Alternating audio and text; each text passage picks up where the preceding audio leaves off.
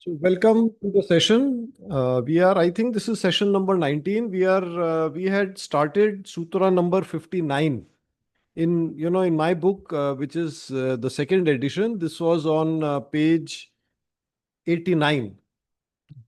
So let's resume from there. Sutra 59. God the will, who is omnipotent, is called God Shiva, who is the destroyer and restorer. To destroy and to restore is equal to regeneration. The word regeneration has many meanings, including spiritual evolution.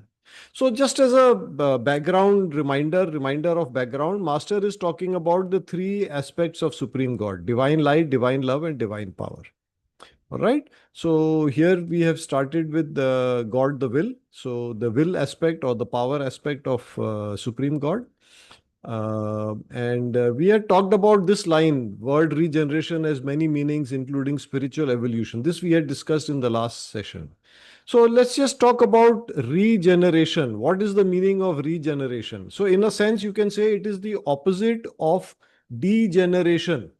And we may be a little bit familiar with the meaning or with the word degeneration because, we observe that in our bodies, for example. With age, many of our functions, many of our organs, they start becoming weaker. They start degenerating. If you've seen elderly people, they have, their joints have degenerated. Arthritis has set in. Or, I need to use my reading glasses because my eyes have to some extent degenerated. Now, regenerated is when the degeneration is reversed. And in this sutra, Master is saying it means to destroy and to restore.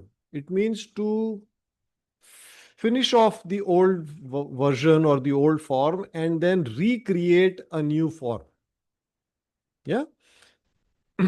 And if you think about it, this the Shiva energy, or God the will energy, or the God the will, is closely related to the law of change and to the law of evolution. Because unless old things are destroyed and new things are created, how does change happen? If old things are not destroyed and new things are not brought in, there is no change. Then it would be stagnant. So, and the world is not like that. We are aware, law of change. Everything is changing every moment, every instant. Everything is changing. Okay, and also evolution. So the change is for something superior. Change is for something better, and that you can see that the energy or the power to the law of change, the power to the law of evolution is really coming from the Shiva aspect, or the God the will aspect, or the omnipotent aspect of God. Yeah. Okay, let's read on. When the body is destroyed or dies, the soul is liberated. It reincarnates in another body. This is the meaning of restoration or resurrection.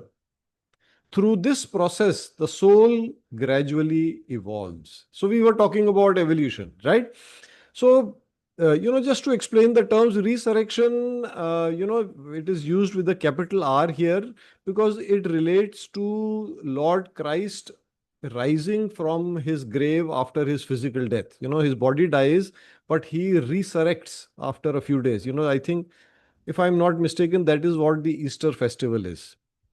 Now, restoration is another Christian concept where what it means is that what existed has been brought back. It has been restored, but in a form that is better than it was earlier. So something was there, it was done away with, let's say destroyed, and then brought back, but superior to what it was earlier. Yeah. So these are two concepts that are made popular in Christianity in the Bible. And that is why you notice the capital R in each of them. You see, you have to understand what Master is telling us in this line, that death is necessary for evolution. We have discussed in the past that evolution implies our experiencing life in different regions, in different environments, in different backgrounds, in different families, where, sometimes in prosperity, sometimes in poverty, sometimes this, sometimes that, loving environments, not loving environments, etc., etc. Now, in one lifetime, the amount of experience we can gather is obviously restricted by our circumstances.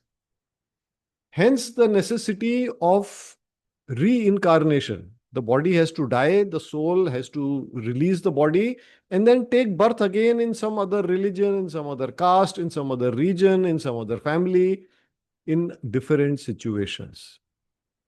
Otherwise, stagnation will occur. Okay, let's move on. Regeneration or creative destruction can be applied to a house, which is called remodeling. Now, in this paragraph, Master is giving us, explaining to us, different aspects of regeneration or creative destruction through simple examples from our day-to-day lives. So if you take a house and you say, okay, this house was made in the 1960s, for example, our my family's old house in the 1960s. Now, at that time, lifestyle was different. Now, lifestyle is different. So, if I was to still live in that house, I would need to do remodeling. Some things will be, taken down, new structures will come up. Creative destruction, when applied to the human body, is called regeneration. And I think we are all aware of this. Constantly, every day, millions of cells in our bodies are being destroyed and new cells are coming in their place. You may be aware of, Master has given in Advanced Pranic Healing the regeneration techniques. Okay, let's move forward. In a company, this is called reformulating the strategies and policies and restructuring the organization. In a country, this is called progressive policies and progressive laws. So, governments will, time to time, they will remove old laws because, those old laws applied at a different time. They were relevant at a different time. And they will be replaced by new laws because circumstances have changed. Like, for example, 20 years ago, there was no need to regulate, no need for laws to regulate social media. But now it is a necessity. Understand? So things like that. So that is what happens.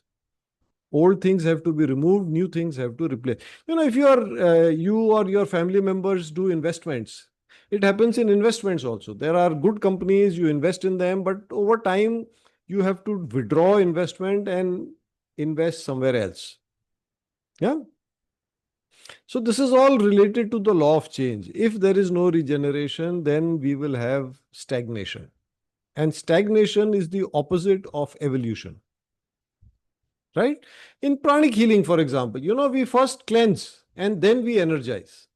And in advanced pranic healing, I talked about it. There are the regeneration techniques. Even, what Master calls inner purification.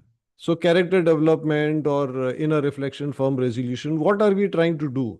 We are trying to get rid of our old habits, the tamasic and rajasic habits, and form new, or what we may say, sattvic habits. Correct? That's what we are doing in character development. We are doing through inner transformation. That is how Master has taught us this. Project the old one on a screen, destroy it, and then replace it with new thoughts, which will hopefully over time become new habits. All right, let's move forward.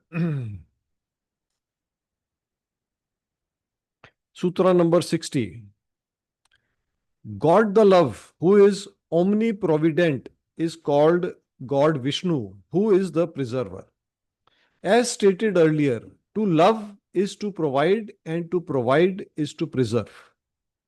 In relation to parents, it means earning a living, providing shelter, food for the family, and education for the children.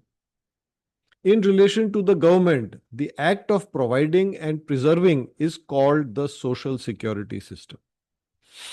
It's interesting. Master talked about, in chapter 2 in my book, page 13. Master talked about how the state, the government should be guided by spirituality. I'll just read from page 13. Although there should be a separation between religion and state, there should be no separation between state and spirituality. So, a good state, when state, the meaning, the word state here means government. So, a good government is one that is guided by the principles of spirituality. That's what Master is telling us. Anyway, in relation to the spiritual teacher, it is providing spiritual teachings, moral values, and spiritual practices to preserve the students from morally degenerating and to help them improve their lives in general. So, here we are reminded of the value of the spiritual teacher, of the guru. Also we are reminded, if you are into Arhatic yoga practice, pillar 1, Sharnagati, through which we constantly improve our connect or connection with the spiritual teacher. And there is an interesting saying there from Master Choa that he says that the guru is like the sun, constantly radiating. The limitation is of the chela, of the student, how much we are able to absorb. And in that, our purification, of course, our connection, but also our, you know, inner purification, that becomes a limiting factor. You see?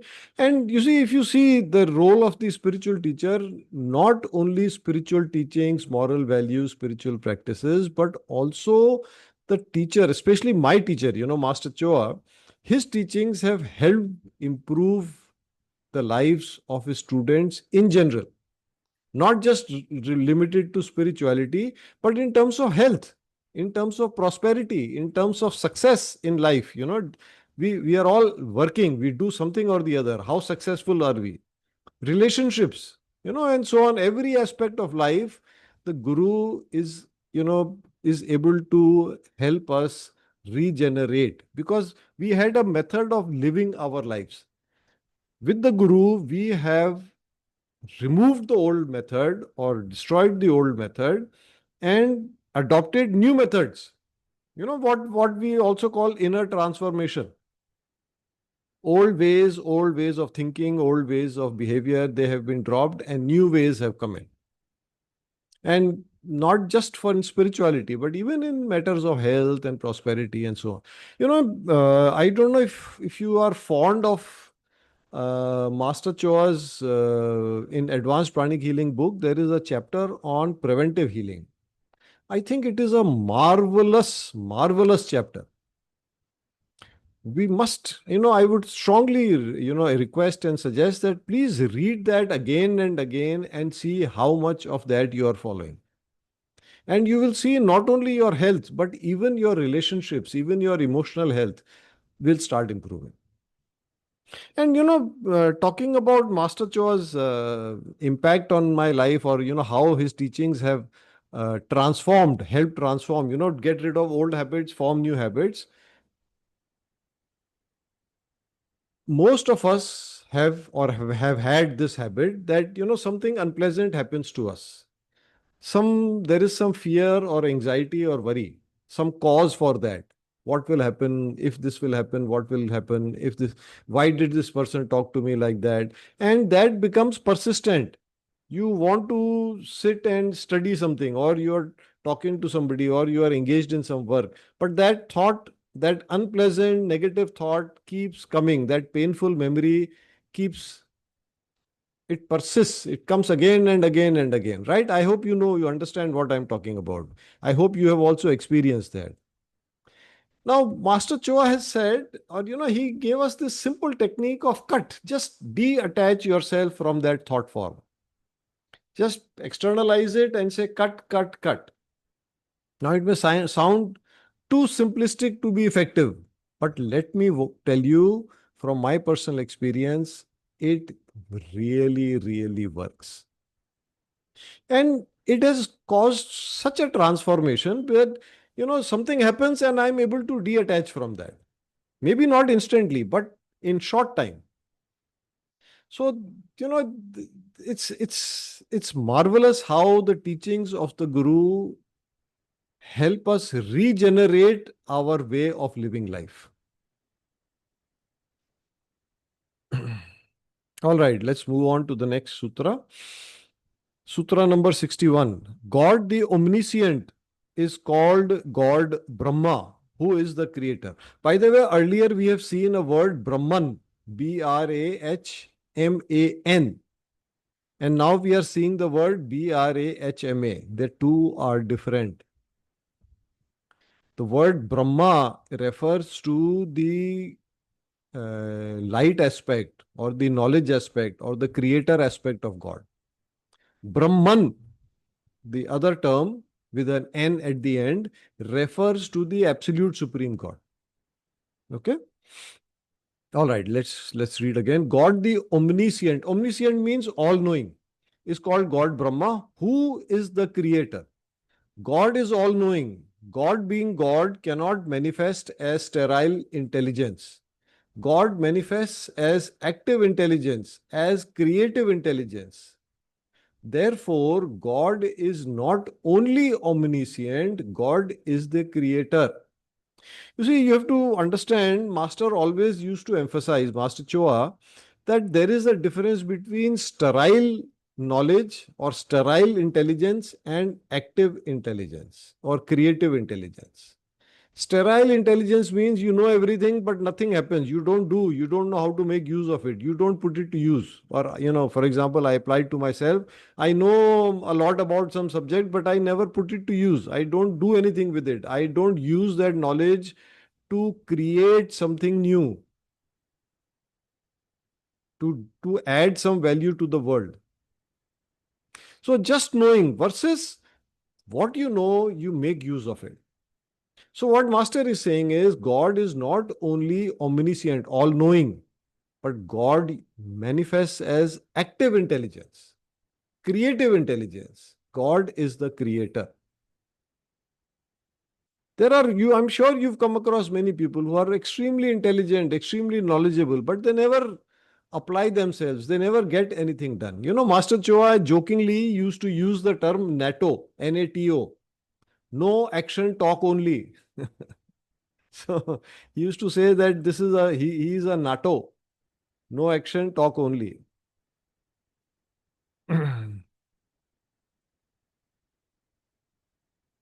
God the Creator is called God the Holy Spirit in the Christian tradition and God Brahma in the Hindu tradition. God the Holy Spirit or God Brahma is the Divine Mother.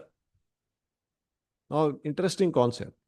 You cannot ask the husband to produce a baby. It has to be the wife who produces the baby. It has to be the mother. So, here I just want to give you a little sort of background. Let's look at this slide. This is a slide you will see often in Theosophy.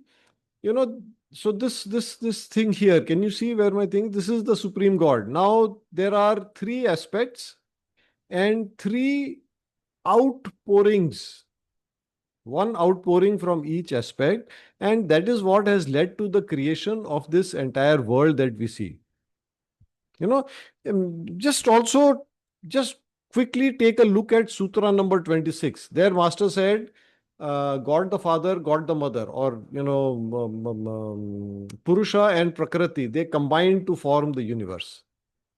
So this is just a, further step down, a more detail of that.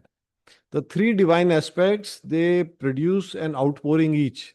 So the way the naming happens, the third logos, uh, which is the Brahma aspect, begins the process of materialization. Is the one who creates the matter that will allow or prepares the matter, the materials that will allow the universe to be formed. The seven planes, the subplanes, the atoms of each plane and subplane. So that is the job of the third aspect or the Brahma aspect of God and the first outpouring.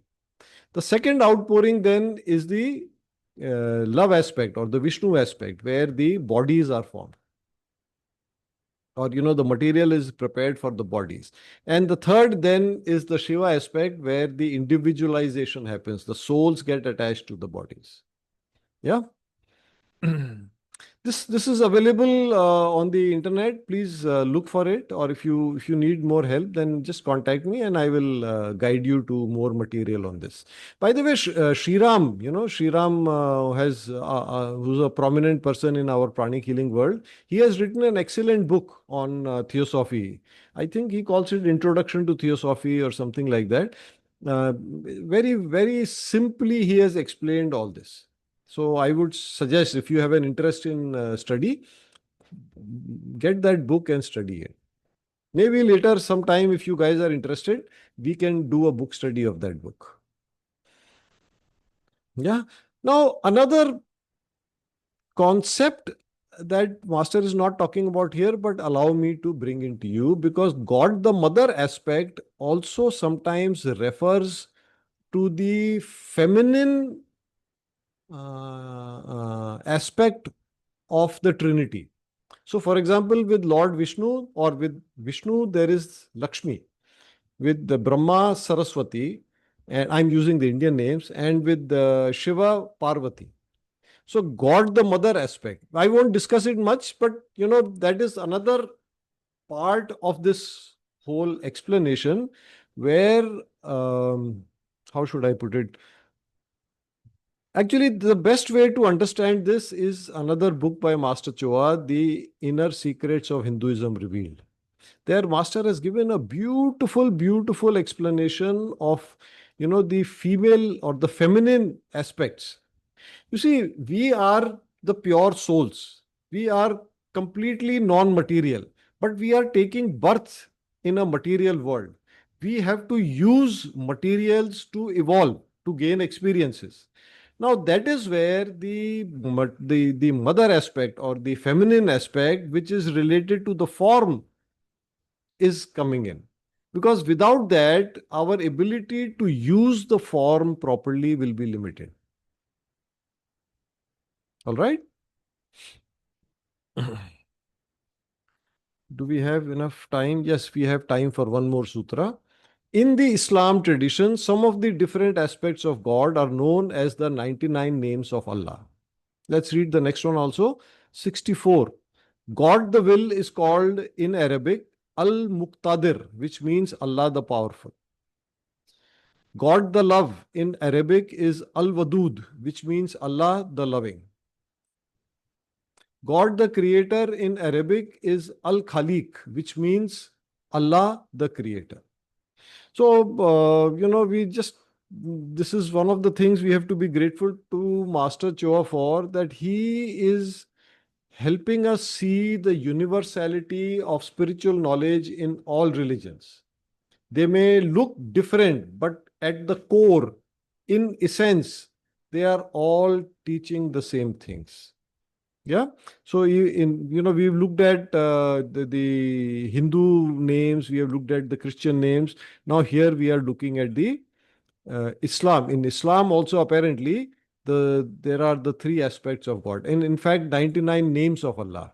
So interestingly, Master has brought out a CD. So there is twin heart meditation, or there is a meditation in which Master Choa chants the 99 names of Allah and leads us into meditation. My suggestion is, please try to do that meditation sometime. It is extremely powerful, extremely, extremely powerful. Yeah. So do find a way to do that. If you live in Jaipur, you are welcome to our center. We can do it here. Otherwise, wherever you are, I'm sure somebody in your vicinity will be able to help you do this meditation. There is a CD. I think it is not easily available in India, but I've seen it, I think, at the ashram. But you can find out more or contact your local foundation. They can help you procure that.